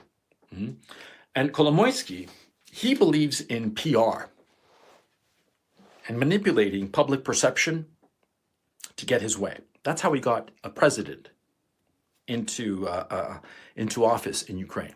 See? That's what's going on. So anyway, the thugs have taken over. The thugs have definitively taken over the Zelensky regime. Yesterday, he gave a press conference to the European Union, and he was stoned. I mean, he was serious. I mean, if I had to guess, I'd say it was cocaine. Okay? And, Putin had said that he wanted to get rid of the drug addicts in in Kiev, in the regime. He said that he called some of them drug addicts, and a lot of people said that that was just hyperbole. But the thing is, see, it's been becoming increasingly clear that Zelensky has a drug problem. I mean, he's a junkie, or he's got a serious coke habit, and probably bought all that coke with some of his $1 billion, because that's how much Zelensky is worth at this time, $1 billion. Now, tell me this: how on earth could a Ukrainian actor, star that he is in a successful TV show and successful movies, though he may have been in, how does he have $1 billion? Huh? You tell me, man. I mean, what? What the fuck you think, man? Come on. You're a grown up. You know what's going on. Corruption, thievery. So anyway, Zelensky is stoned. It looks like the kind of behavior that I saw in him. It reminded me of guys who had like snorted a couple of lines of coke, on a long party with a lot of booze, and they were like coming down. Okay, and that means that the guy is like snorting it like 3-4 hours before, and he's coming down, and it's that kind of situation. I mean, I've had some experience with that. I mean, I personally no, but no way. But I know some friends of mine who had serious coke problems. Yeah, coke is a nasty, nasty drug, and that's my supposition. Okay, I could be wrong. Maybe it's something else, but that's not the point. He was definitely stoned. He's definitely on drugs. Okay, and so what Vladimir Putin said was true. And this is not me being a Vladimir Putin apologist. Okay, when I first heard him characterize the Ukrainian leadership as drug addicts, I was like, fuck you, man. What the fuck are you talking about, dude? But seeing Zelensky, I'm like, dude, the fucker was right, man. Yeah, he is. He's a junkie, okay? He's an actor. I mean, come on, these guys, man, what the fuck you think, huh? Anyway, it seems clear to me, like I said earlier, that the thugs are in control, because whenever you see Zelensky, he's surrounded by thugs, by guys who look like club bouncers. Then they look nasty, okay? They're nasty people, simple as that. You see that delegation that went to Belarus, because like I said, the Russians believe in negotiation at the same time as they are conducting military operations. So they're more than willing to have diplomatic talks in a neutral territory with the Ukrainians, which they have been having in Belarus. And at that first meeting, the Russians, they showed up, their committee, their negotiating committee. And I looked at those guys and I'm like, dude, man, those guys could be my uncle, okay? In the sense that I know that type really, really well. They are very quiet, gray men, corporate, best education, best universities, very well dressed, rich men, but very, very quiet, very low key, very professional, extremely dangerous, but in a not like a thuggish way. I mean, they're not going to pull out a gun or anything like that, but they'll fuck you over with like the right lawsuit at the right time, right where it hurts, like that. Okay, they'll fuck you over that way. They'll fuck you over legally. Okay, because they are honorable citizens. Yeah, they are the gray men who we want to run things because they know what the fuck they're doing. And I looked at that Russian delegation, and again, this is not Putin apologia or any shit like that. This is just an evaluation of the men that I saw. And those men the Russians who are in that negotiating committee, they're professionals. They're meant to be taken seriously, and they're guys who are tough. I mean, they're real tough, right? And then I looked at the Ukrainian delegation. They were dressed like thugs. They looked like thugs. They acted like thugs. They were thugs. They were thugs outright. And look at the picture. You don't have to believe me. Look at the picture. Look at the picture. Google it. It's the first negotiation meeting between the Russian delegation and the Ukrainian delegation in Belarus. Google that and you'll see the picture. It's very clear. On the left-hand side are all these gentlemen from Russia who are there to negotiate. And on the right-hand side are a bunch of thugs. Yeah. I mean, you look at those guys on the right that were representing Ukraine, and they looked like the entourage of some white guy rapper. You know what I'm saying? Yeah, that's what they look like. And what was really interesting about that picture was that on the left, the Russians didn't have anything in front of them, or perhaps a notebook or two, to write down notes, of course. But on the right-hand side, the Ukrainian delegation, these thugs, They had their cell phones out. Now, I've been in a number of business meetings over the years, and very serious ones, some of them. And when you go into a business meeting like that, like a serious one, like, something that really heavy going down, you turn off your cell phone and pocket it. And if you're gonna, write anything, you'll have a notebook where you like quickly write some notes there. You're not gonna whip out your cell phone. You're not gonna lay it on the table on. You know why they had those cell phones on like that on the table? Because either they were recording the call or they had an open line and somebody else was listening in. And that was happening. And who do you think would be listening in? Kolomoisky, or more properly, somebody who would actually know what the fuck to do in such a situation. Somebody like, for instance, Victoria Nuland, or somebody like Anthony Blinken. That's what I think, okay? And maybe I'm totally wrong. Maybe it was like Santa Claus on the other end of that line, but I don't really think so, Santa ain't down with ceasefire negotiations. You know what I'm saying? Santa loves everybody, and he wants to deliver toys to all the children of the world, including the Russian children, okay? But, you see what I'm saying? I'm being obviously, whatever, but come on. So anyway, moving on. These thugs that are running things, see, they're ignorant and stupid and they're desperate. And so something that's been happening over the last week or so, I think, starting on Monday, at least on Monday, probably earlier perhaps, but what has been going on is, you see, people are fleeing the country. There's a lot of chaos going on, okay? And because of this chaos going on, people lose track of one another. I mean, like, for instance, a war is going on where you live in your state, and you have a bunch of friends there and acquaintances and whatnot, people you care about very much, and people that you're friendly with, and close friends and distant friends that you see once in a while, right? And so you're in the middle of a war zone. A war has started, and so you want to flee the area. So you're going to care about your people being your family, your closest friends, your relatives, the people that you truly care about. You're going to be working to ensure that they're okay, right? Packing up the car, getting everybody on the train station, that sort of thing. You're not going to be paying attention to your friends. You're not, because you're going to be too busy, right? Because everything is in flux. Everybody is becoming a refugee, right? It seems that under cover of this chaos, the social chaos, this movement of everybody from side to side, well, it seems that people are disappearing and really fucking awful things are happening to them.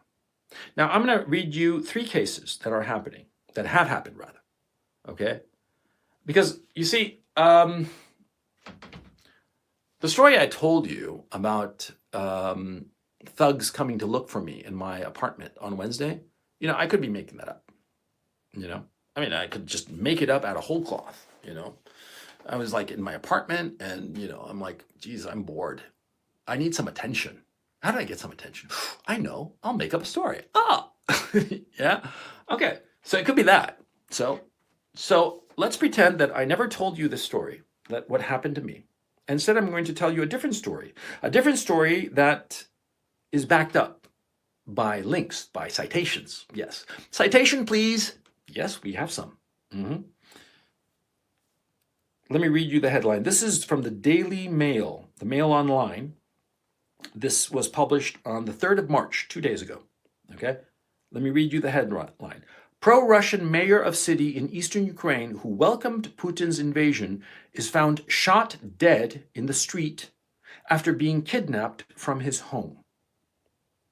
That's a real fucking headline. They snatched this mayor, Vladimir Struk, who is the mayor of the city of Kreminna, and they snatched him from his home. And a day or two later, he was found shot through the heart in the very center of Kreminna. They dumped his body in the middle of the city. Now, of course, when you do something like that, when you assassinate a mayor and dump him in the middle of his own city, that's to send a message of shut the fuck up, don't fuck with us, don't say anything that we don't fucking like. That's the message that's being sent, okay? That's what they did to this poor mayor. And the city of Kreminna is a small city, 18,600 souls. Ukraine has a population of 45 million people. It has major cities, three major cities that have over 1 million people each. I do believe Kiev has something like 2.7, Kharkov 1.4, and Dnipro, I think like 1.1, but I could be wrong. But it's roughly along that area. It's not important really. Crimea is tiny. It's a small city, and without disrespecting this mayor who is dead, Mayor Struk, he was a minor politician, a minor inconsequential thorn in the side of the Zelensky regime. Do you know what an official of the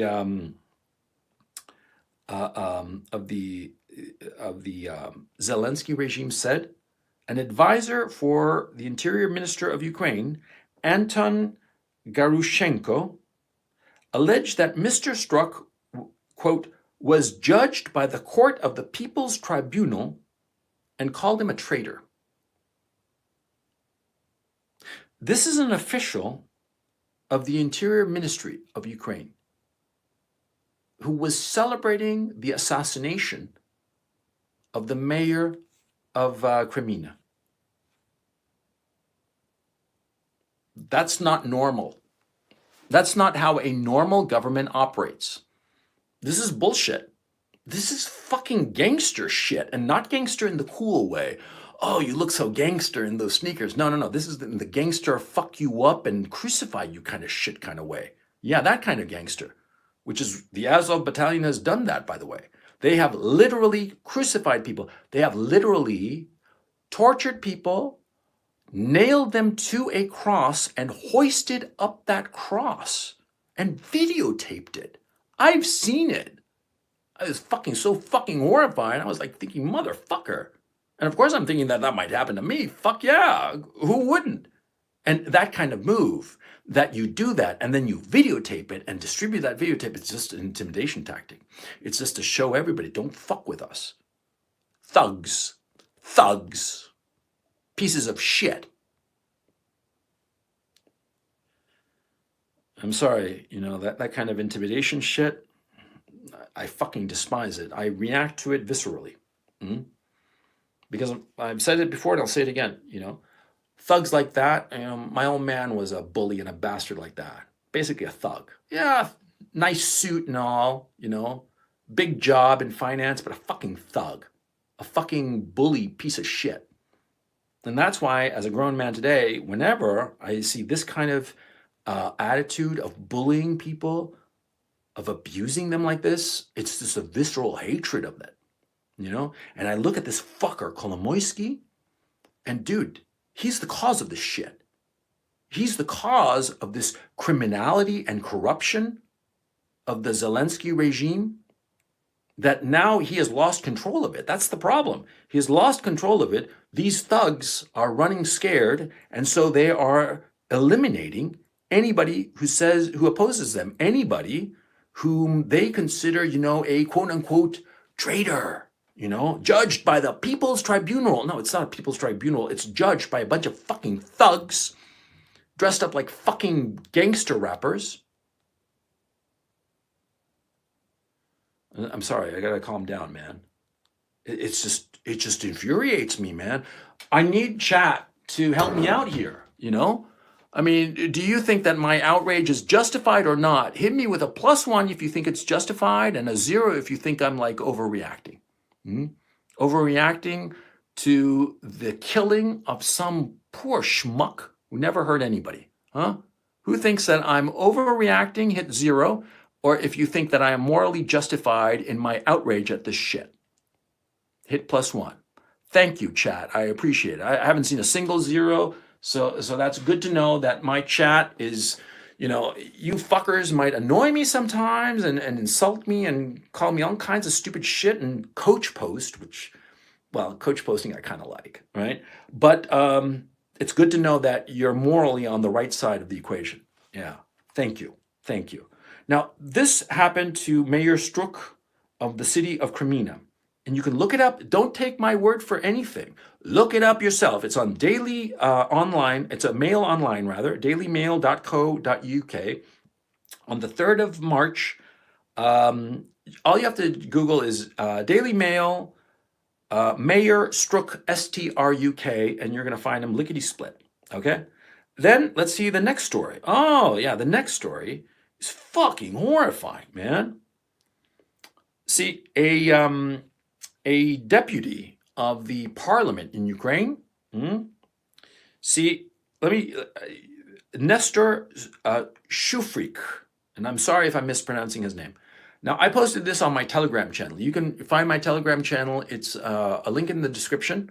And I posted it today. You just have to scroll back a little bit from the last post. And you'll find several posts that I put about Nestor Shufrik. What happened to him was despicable. He was kidnapped by thugs. And I can't show you the picture on screen, but go to my Telegram channel and you will find it. The thugs took, the thug who captured him, who kidnapped him, took a selfie of himself with this poor Nestor Shufrik. And Nestor Shufrik is this balding, white-haired guy, a little bit older than me, middle-aged guy.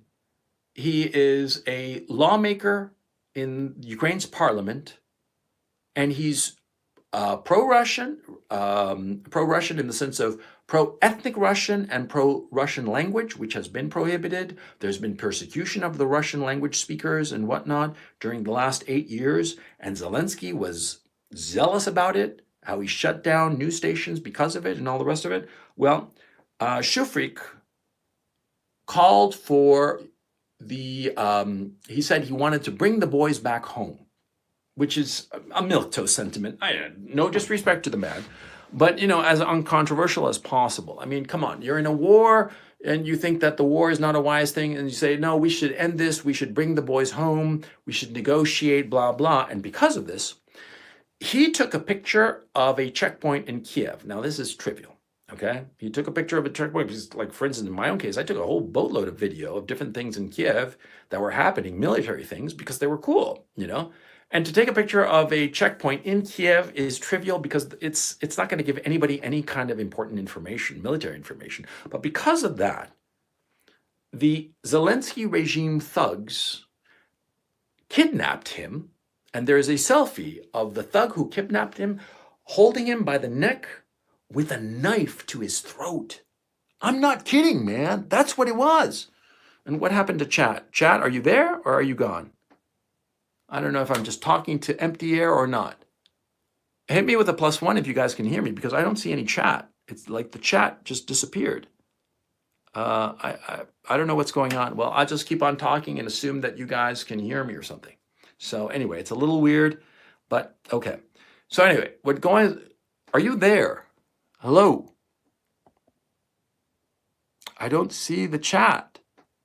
Oh, man. Oh, man. Oh, there you guys are. There you are. Okay. Hit me with +1 to make sure that you can hear me. I don't know what happened. I don't know what's going on with the chat. I don't know if I winked out or what. What time is it? 7:24. And let me see the last time of this. 7:22. Did I get interrupted? You guys got to help me out, because I have no idea if you guys are actually seeing me or not. Let me go to the computer and quickly see if my live stream is on or off. Oh, man. I hope I'm not off, Let me just quickly check this.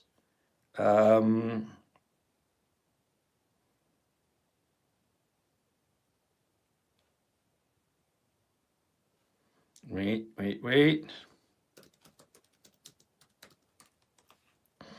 Okay. Oh, man, it's really fucking... because I have no idea. I have no feedback from you guys as to whether you're actually following me or not. And so it's... wait a second here. Oh, great. So let me just mute this. Okay, sorry about that, chat. Okay, what happened was, so that you understand, I'm doing this on my phone, And I have like a really second tier computer laptop that I'm using.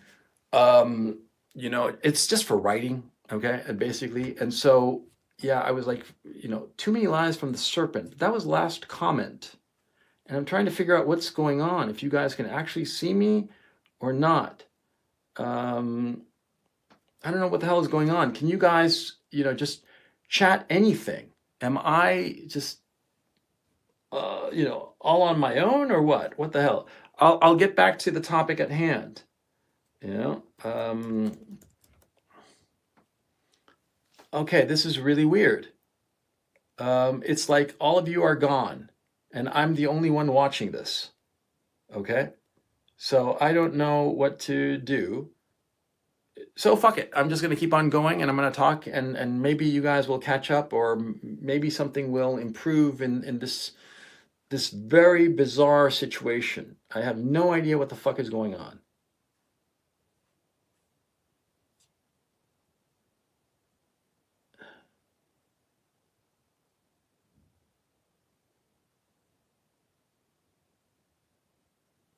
Oh man, it's like there's nothing going on. This is just really, really fucking bizarre.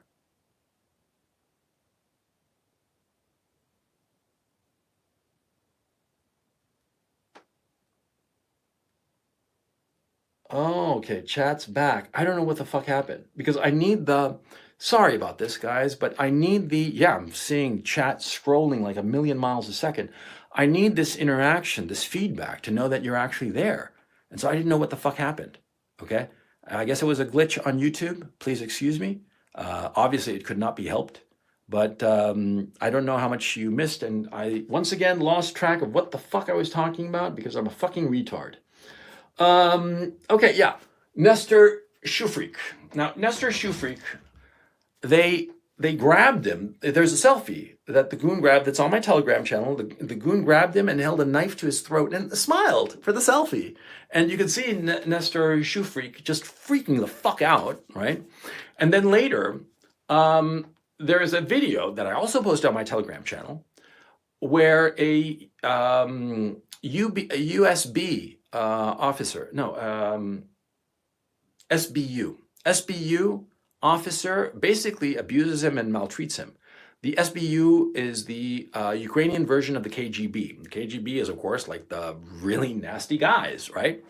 And the SBU officer just rails at him, and what comes out of the railing is that this Nestor Shufrik, all he was saying was that he wanted to negotiate and bring the boys home because he wanted to avoid needless death, which is perfectly respectable, a perfectly respectable opinion or belief or desire. Certainly a desire that I have. I don't want anybody to die, but anyway, let's not talk about that. Let's talk about what's going on here. See, this guy is. There are several pictures of him where he's being threatened with a knife to his throat, where he is blindfolded, like some sort of like hostage. These goons, these thugs, kidnapped him, wrapped him up, trussed him like a turkey, and then delivered him to the SBU. And the SBU interrogated him and charged him and claimed that he was a mole, a Russian mole. Huh?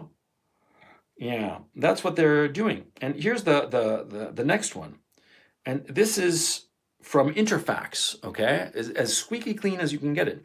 SBU kills member of Ukrainian delegation at talks with Russia on suspicion of treason. I mean, get the fuck, this is one of those thugs that was representing Ukraine in the negotiations with Russia was assassinated by the SBU. The Ukrainian Security Service, SBU, shot and killed Denis Kiryev, okay? A member of the Ukrainian negotiating team at the first round of negotiations with Russia in Belarus. They shot him while attempting to detain him. And that's something, huh? Okay, they shot him while trying to detain him, Ukrainian parliamentarian Alexei Honcharenko said. Quote, during an attempt to detain Denis Kiryev, A member of the Ukrainian negotiation delegation, the Ukrainian security service shot and killed him. He was suspected of high treason. So great, if you get suspected of high treason, you get the bullet. Yeah, fuck the rule of law. Fuck this whole, trial by jury or any shit like that. Just shoot them all. Kill them all. Let God sort them out. That seems to be the motto here. Now, why am I highlighting these three cases? There are rumors that a lot of people have disappeared, been shot, been whatever, over the last week or so. And I pointed out this mayor, Vladimir Struk, who, and I mean no disrespect to his family, certainly not his family, and no disrespect to his memory, but he was a very minor politician. I mean, in the scheme of things, he was trivial. I mean, a mayor of a city of 18,000 people, very respectable, but again, in the scheme of things, very small. In my own case, I am a YouTuber with a combined 350,000 subscribers. And I did a video that was repackaged in Russian and added some commentary. And that video went viral all across Russia and Ukraine and apparently Poland, actually around the world, right? And so some thugs showed up at my home, my actual home, okay, looking for me. So what the fuck you think is going on? If they're looking after a microscopic e-celebrity, if they're going after mayors of tiny little burgs, if they are assassinating their own negotiators, what the fuck you think is going on, man? What's going on? These thugs are like rats on a sinking ship, and they're getting desperate. And they're lashing out at whoever they can, because they know they can't beat the Russians, and they're terrified of the Russians, because the Russians have said, you're dead men. And deservedly so, and especially the way that they're acting now. You see, Kolomoisky put these thugs as the muscle, and he used these thugs. He put them there deliberately and used these thugs to control Zelensky and have Zelensky implement the policies that he wanted, that Kolomoisky wanted. And now that the situation is deteriorating in Ukraine, these thugs are realizing that they're on a sinking ship, and they're lashing out, and they're broken away from Kolomoisky. This is my belief, and we will only find out when this is all over. They are lashing out. They are going after anyone that they perceive as an enemy, anybody that they can reach, that they can grab. Because this is what happens with bullies, with thugs. When they come across a stronger force, they knuckle under, right? But then they lash out at somebody weaker. Now, I know this for firsthand experience for the reasons I explained before, okay? The old man, my old man, was a fucking pathetic little piece of shit bully. And because of that, because he was a chicken shit faggot coward who couldn't stick up for himself and stand up to bigger men than him, he would lash out at me, a little kid. And so that's why, as a grown man, I don't punch down. I don't fuck with little kids. I punch up, If this faggot Kolomoisky, whatever the fuck his fucking faggot ass name is, if this piece of shit wants to throw goons my way, no problem. I prefer to die with dignity than to watch what's happening. And why am I so adamant about this? It's very simple. You see, these thugs that are currently running Ukraine, and they probably essentially have Zelensky drugged up all the time so that they can control him easier.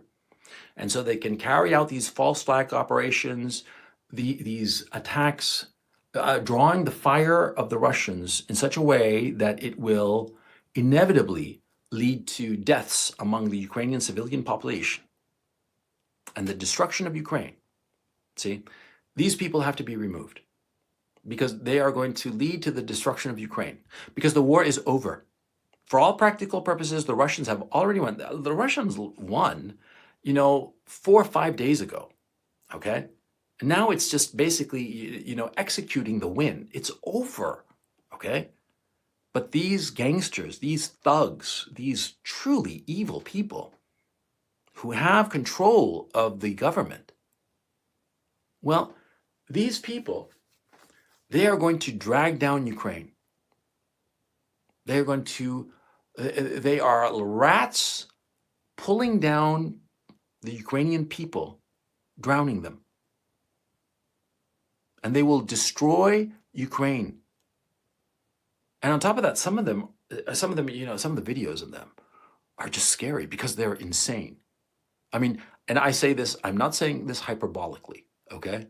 I'm not saying that they are crazy people. Like a lot of people in the West say that, Putin is crazy. No, he's not crazy. He's very, very sane, very, very rational. And what he did was completely rational. Had I been in Vladimir Putin's shoes, I would have invaded Russia, I would have invaded Ukraine maybe 4 or 5 years ago, at least. Frankly, I mean, that's how provocative so much of the last few years has been, okay? And so, and I'm saying this sincerely, and I do not mean any disrespect to the Ukrainian people, but looking at it cold-bloodedly, rationally, even-handedly, the provocations were too much, and the risk is too much.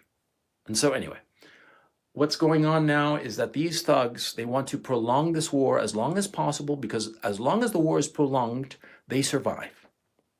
And of course, to prolong this war, it puts civilian infrastructure at risk. The cities of Ukraine will be shattered.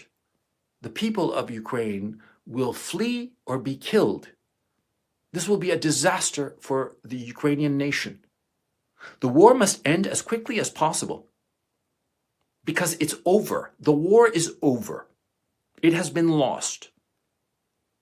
And the fools in the West who keep cheerleading this war, who keep saying that, keep on fighting, I stand with Ukraine, you are encouraging people to continue fighting in a war that they cannot win. And we have seen what happens when people surrender to the Russians, like what happened in Kherson. The city of Kherson, a major city, a major port, surrendered to the Russians. And what did the Russians do? They let the city of Kherson continue raising the Ukrainian flag. They did not remove the mayor or any of the bureaucrats in the city. They organized humanitarian relief, help for the citizenry. Are the Russians saints? No, they did it for a very practical political reason, because they do not want to alienate the Ukrainian population. That's why they did it. It's not that they're saints, they're simply practical, okay? But if practicality gets a good humanitarian result, fine. It doesn't matter the motivation, the result is what matters. And the Russians, for pragmatic political reasons of their own, have decided that they are going to treat the citizenry of Ukraine as gently as they possibly can, because they do not want to have an antagonistic population. That's fine by me. If bad motivations lead to positive results, fine, But the thing is, a lot of people think the converse, that, good motivations might lead to horrifying consequences, and that's acceptable. The honor of Ukraine, we fight to the death, we fight to the last building and the last man and the last woman and the last child. It seems very noble, right? But the thing is, the people making these calls are rats. They're thugs, they're criminals. Kolomoisky and all his goons. Goons that he has lost control over, who have taken over the government. That's my belief at this time. And the evidence that I've shown you of these 3 individual cases, and you could say, oh, that's anecdotal. Dude, come on. When you see people being assassinated and celebrated by the government, bureaucrats, mayors being assassinated, and the bureaucrats in the Ministry of the Interior celebrate it, it's not anecdotal. The government is criminal. The Zelensky regime is criminal. And that's a fact. And so we have to ensure that these criminals are expunged. Yes. Because these criminals, you see some of their videos and they're psychopaths. And these people do not care at all for the lives of the Ukrainians. If it means that 10 Ukrainians die so that they can live another day, they will do that. That's how evil these people truly are. They're criminals. They're thieves, murderers, rapists, They're the worst sort of people, and they are running the Ukrainian government, and the West is supporting these people. You who are in the West today, you are supporting a criminal regime, a literal criminal regime. This is what they are doing. They are throwing away the lives of Ukrainians so they can save themselves. And so I'm begging you who are listening to me, recognize what's going on. Don't be sucked in by this bullshit narrative. That's all smoke and mirrors. It's all bullshit. It's all lies. And we've seen these lies countless times. The ghost of Kiev, the 13 sailors, all the rest of it. The false flag operation, the provocation at the Zaporozhye power station. All of this leads to the same conclusion. These people will do anything to manipulate the West into joining in this war. And this war cannot be won by the West. Because the Americans and the Europeans, they don't care that much about Ukraine, but for the Russians, it's existential. They will go to the mat over Ukraine. They will go all the way, and they've said so. Vladimir Putin, on the very day that this invasion started, he said, any outside interference will be a declaration of war to Russia. He's not fucking around. He's a man of his word. And he says that, you do this and I'm going to fuck you up. He means it. And even if you beat him, it's going to cost you so much that is it really worth it? Huh? And that's quite aside from the fact that the Zelensky regime is not this squeaky clean, oh, they're so shiny and pretty and heroic and all this bullshit. No, they're criminals. Do you understand me? Hit +1 if you understand me. If you understand me, hit me +1. If you don't understand me, just wink out. Just drop the stream and go away. Because come on, man. I mean, it's so fucking obvious. Thank you, chat. I appreciate it. Because it's so fucking obvious that these people are the worst sort of people. And they've got to these positions of power by a series of events, by the ambition of an oligarch who wanted to be president and he got BTFO'd. And so he found a puppet in Zelensky, an attractive, good-looking, charismatic puppet, but a puppet nevertheless. And Kolomoisky is pulling the strings, and all of Ukraine is suffering because of it. And now Kolomoisky has clearly lost control, but he doesn't care. He's in Switzerland with his 3 passports.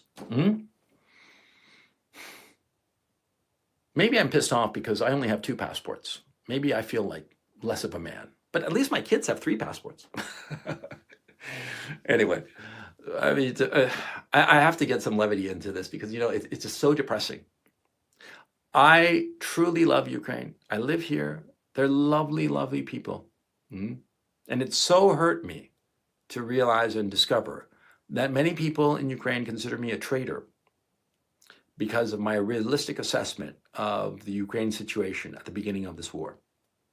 It truly pains me because I want only the best for Ukraine. I have no incentive. And quite frankly, like I said, I have 2 other passports of other countries that are not Ukraine. I can live anywhere, okay? My Chilean passport has been called the Swiss Army knife of passports. I can literally travel to every country on the planet on my Chilean passport. Yeah, even North Korea. I looked into it. Yeah, it's a great, great passport, much better than the American or the British or the European. Because I can go to places that Americans and Europeans can't. Iran, North Korea, Cuba, awesome, right? I don't need to live in Ukraine, is my point. But I like living in Ukraine. I like the Ukrainian people, even though I don't speak the language. They've always been so kind to me and so welcoming. I don't want to see them suffer needlessly. And especially I don't want to see them suffer because they follow a regime of criminals. Because if they followed a government, a leader, or a group of leaders who were men of principle and honor and dignity, I wouldn't be making this live stream, quite frankly. I would say, yes, follow those leaders because they are decent, good, honorable men. And if that means, Ukraine is destroyed on a principle of moral dignity, okay, it's a huge price to pay, but I would understand it. But my terror is that Ukraine will be destroyed just to salvage some criminals. which I think is the worst fate imaginable for a nation, for a people, to suffer needlessly for criminals. And the empire of chaos, the empire of lies, the United States, is encouraging this, encouraging the prolonging of this conflict needlessly. I have children. If something happened to one of my children, my soul would die and never recover. I know that without a doubt, okay? I think of a parent of a Ukrainian soldier, some 19-year-old boy, full of promise, full of life, to think of him dead in a ditch. And I've seen such videos and such pictures. And it just breaks my heart. I mean, I look at them and I want to tear my eyes out. I want to pull my hair. I want to scratch my face off. It's horrifying to see a young man dead for no reason whatsoever. It's horrible. As an older man now, because I'm middle-aged, I look at that loss, and it's a loss that cannot be articulated. I cannot explain how horrifying it truly is. And I hope, and I truly mean this, and I hope that you never experience such a loss. I pray to God that I never do. I would not survive it, quite frankly. And so I think of the mothers and the fathers and the brothers and sisters of such young men who die for nothing in this conflict. Because there's nothing to be won. It was a horrible, horrible miscalculation and deception by cruel people. And I've discussed them in other videos, and I will discuss it again in future videos. But I want you to understand that my intention is to avoid needless destruction and, most of all, avoid needless loss of life, especially of the flower of a nation. Because these young boys, these 19-year-old soldiers, they are the flower of a country. After World War I, France and Great Britain never truly recovered because they lost the young men of industry and energy and intelligence and talent. They were all thrown away, their lives thrown away in the First World War. And those two countries never recovered. And Germany, as we see now, has never recovered from World War II. And Russia itself was severely damaged by World War II. And it'll be something if it manages to survive over the next 70, 80, 100 odd years. Yeah, because it really is slipping. And Ukraine, let's not even talk about Ukraine. The terrible tragedies that have befallen Ukraine. The three famines, because it wasn't just one. Everybody remembers the famine of 32, 33, but also the one in 21 and 25. Ukraine has suffered horribly. And to suffer again, a needless, prolonged war, something like Syria or Libya or Iraq, years, perhaps even decades of endless conflict that just destroys the entire country and kills off all the talented and good people or drives them all away. I want to avoid that. I don't want that to happen. I don't want that fate to befall Ukraine. If that makes me a traitor, if that makes me a Quisling, if that makes me a Putin apologist, fine. But that's my motivation. And that's why I did this live stream. And I'll continue to do live streams on this channel. Please subscribe to it. But I want you to understand my motivations, to understand it very, very clearly. I'm very serious about this. This is a hill that I'm willing to die on. And you who are my audience, I know that most of you are in the United States, in the West. And so take what I've told you. Don't believe what I said. Look it up. Look it up for yourselves. See if what I'm telling you is true. See if I'm lying to you. Look it up. Make up your own minds. And tell other people. If each of you tells just one other person, soon enough, they will tell other people and hopefully wind down this war. Because my terror, too, is at this time that this war, this invasion by Russia of Ukraine, might widen and become a horrible, horrible cataclysm for us all. Okay?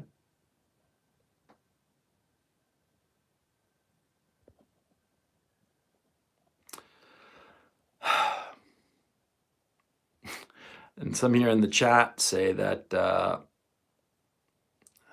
$25,000 in Bitcoin for Gonzalo Lira's location in Kharkov.